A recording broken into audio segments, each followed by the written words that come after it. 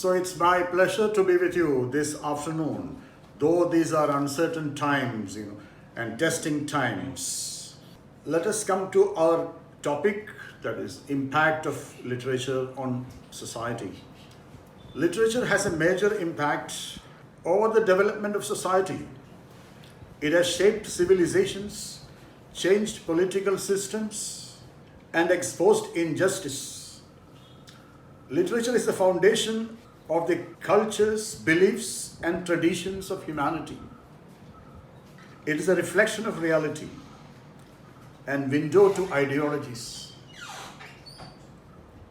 Now, in the first place, let us mention the great religious literature that has made a tremendous impact on our life.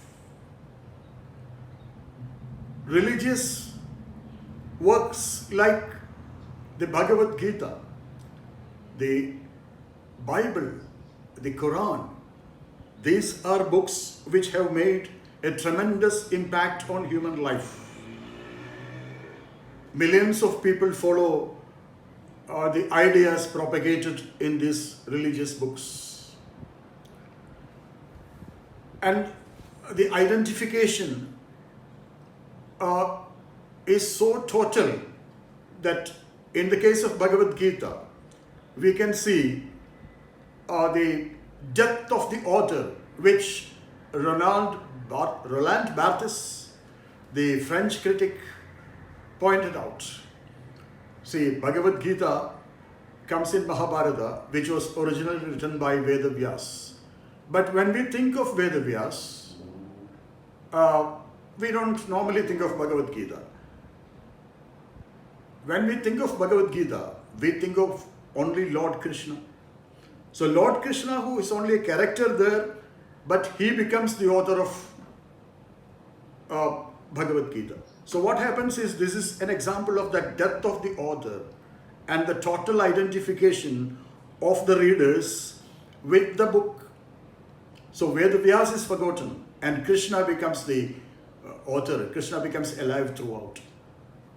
So that is an example of the impact these religious books have made. Christianity and Islam, two major religions, they have a massive following throughout the world. Again, because of the influence of these great literatures. Bible is an example of great literature in English. And again, Quran is great Islamic literature. So that is about the religious texts. That's also part of literature and its influence on humanity. Now let's come to the Greek classics and the writers like thinkers like Plato, Aristotle, and Socrates. So these are again people who have had a tremendous impact on our life. See, Plato, let us go to Plato himself, because though he said, well, everything is an imitation of something better, well, that also helps us in some way.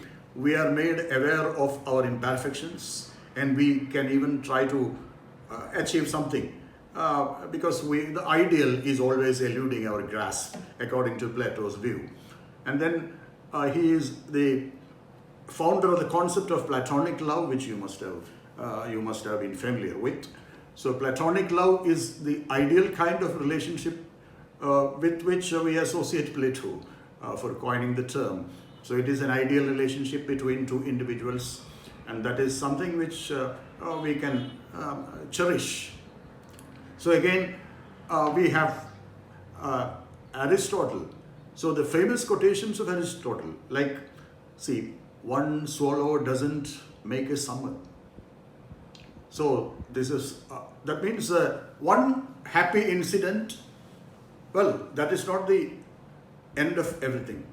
So you have to be prepared for so many eventualities later. So then Aristotle also told us about excellence. He said, excellence is a matter of habit. It is not just one action. We have to make excellence our habit. Coming to Socrates, so something very important, very relevant to modern society. So in this modern world, we all deal with anger management. You know what Socrates said about anger management? You said anger is something which we cannot totally eliminate from our nature. But anger can be permitted if it is in the right degree. That means he explained it further. You can get angry with a person for the right reason, in the right degree, in the right manner. So again, these are things which have impacted our life. Now we come to the great revolutions which have been a result of literary activities. In the first place, we have the French Revolution.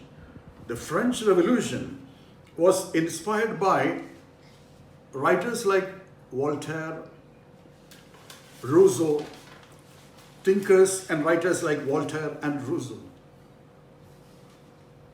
So political upheavals and social reforms were created by literary writers.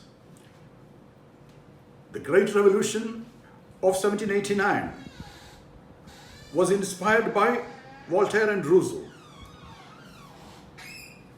You must be familiar with the statements, man is born free, but everywhere he is in chains. They proved that the pen is mightier than the sword. When we think of French Revolution, we think of the great French writers also like Victor Hugo. He encapsulated the revolution and the French literature in his book Les Miserables and the Hunchback of Notre Dame. 1798 marked the birth of Romantic Revival with the publication of the lyrical ballads by Wordsworth and Coleridge. So the Romantic poets always remain green in our memory, and they have made their valuable contributions. See, always Keats comes to my mind first. So the poet who died at the very early age of 26 came out with his own profound philosophy. See, in his Ode on a Grecian Urn, he said, beauty is truth, truth beauty. That's all you need to know on earth. See, this is the height of philosophy. To come from a man who was only 26. Even a crow, whom we unfortunately consider to be a symbol of black beauty at the most, but still, even that crow will appear very beautiful if you look at it through the eyes of imagination. And that's what Keats wanted to tell us. And Keats also told us that while human life is transient, art is permanent.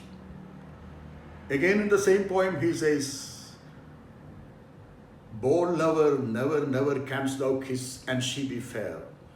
So in that, immortalized on that Grecian urn is a picture of the lover trying to kiss his beloved, but he is arrested by art. And, well, the poet tells us there should be no hurry, because she will ever remain young. She will ever remain fair. So what he suggests is the everlasting nature of art. Well, coming to Shelley, well, he was the poet who heralded a revolution. And he said poets are the unacknowledged legislators of mankind. And we always remember Shelley for his famous quote, if winter comes, can spring be far behind, which instills everlasting hope into our lives, even in these times of trauma and sadness like this coronavirus days. Well, we have Coleridge, whose one line comes to my mind very effectively. This is from the rhyme of the ancient mariner. He says, "He prayeth best who loveth best." So again, just with a stroke, one fine stroke, he has pointed out that the best prayer is loving your fellow beings. So these were the great contributions of the Romantic poets, who also gave us beautiful love stories to remember always. But along with that, they also give their share of philosophic approach to life. And the great Wordsworth is there, and he told us to be close to nature so that it will heal us. And he also had his wonderful philosophy, which is appreciated by a large number of readers. Well, literature teaches about life and contributes to our understanding of others. It can provide powerful support to us in times of trauma like this. The healing touch, or the therapeutic value, and the cathartic effect are remarkable. Doctors heal the body and writers heal the mind. Psychologists say that human brain doesn't make much distinction between reading about an experience and actually experiencing it. I'll repeat. Psychologists say that human brain doesn't make much distinction between reading about an experience and actually experiencing it. In both cases, the same kind of neurological regions are stimulated. So the point is, fiction can help us prepare to meet the challenges of the real world and navigate life better. Light literature helps lift your mood. At the same time, gloomy literature also has its purpose. It enables you to empathize and feel that you are not alone. Leo Tolstoy, the great Russian writer, is author of War and Peace and Anna Karenina. He also wrote stories about very ordinary people. He wrote stories like "Where love is, there God is." And God sees the truth but waits. These are all, in all these stories, the characters are very ordinary human beings. So we can see how literature projects the life of very ordinary human beings in Tolstoy's stories. And Tolstoy's characters appreciate nature even in the days of turmoil. Now, let's come to Shakespeare. Any talk during this time naturally takes us to Shakespeare, who wrote certain works during the quarantine period, when the plague, another pandemic like our present corona, was ravaging London and many parts of England. So it was at that time he wrote his famous tragedy, King Lear. And well, that mood of that effect of the virus, the threat of the virus that's present in the work very much. See, in the last act, Act 5, Scene 3, we have the line where Lear uses, that's the last scene before the death of Lear, and Lear uses the word never 5 times. He says, Oh, thou wilt not come to me. Oh, thou wilt not come no more. Never, never, never, never. Pray you. Pray your hands unbutton. Pray your hands unbutton. This shows the relentless gloom in the play. Relentless gloom. This is a scene where Lear comes with the body of Cordelia, and then this is supposed to be a bleak verse of pentameter in the whole of English literature, where never is used 5 times. And again, we have statements like, as flies to the wanton boys are we to the gods, they kill us for their sport. As flies to the wanton boys are we to the gods, they kill us for their sport. So this will give us the idea that Shakespeare supported fatalism to some extent. But no, we cannot come to such a conclusion, because we have again other lines in Shakespeare. See, in Julius Caesar, he says, the fault, dear Brutus, is not in our stars, but in ourselves. So here again he says we should not blame our stars for our fate, but it's ourselves. We are ourselves responsible. We are ourselves responsible for our fate. So coming to Shakespeare's quotations in his tragedies and even in his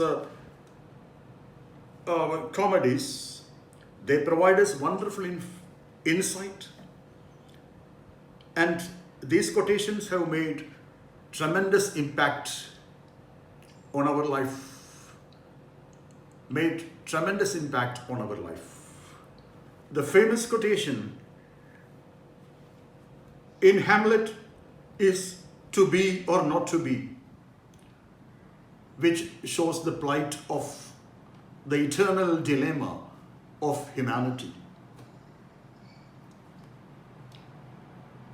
Then again, statements like, there are things in heaven and earth, Horatio, than are dreamt of than in your philosophy. There are things in heaven and earth, Horatio, than are dreamt of in your philosophy. So this also he provides insight into state of affairs in the world. Another quotation from Hamlet which appealed to me is, this above all, thine own self be true. Shakespeare exhorts us to be true to ourselves, interpret, introspect. Well, this is something which we can also do in these days of solitary confinement. We can introspect meaningfully, and we can see whether we follow our ethics, whether we follow what the world expects from us. All those things we can be true to ourselves during this time.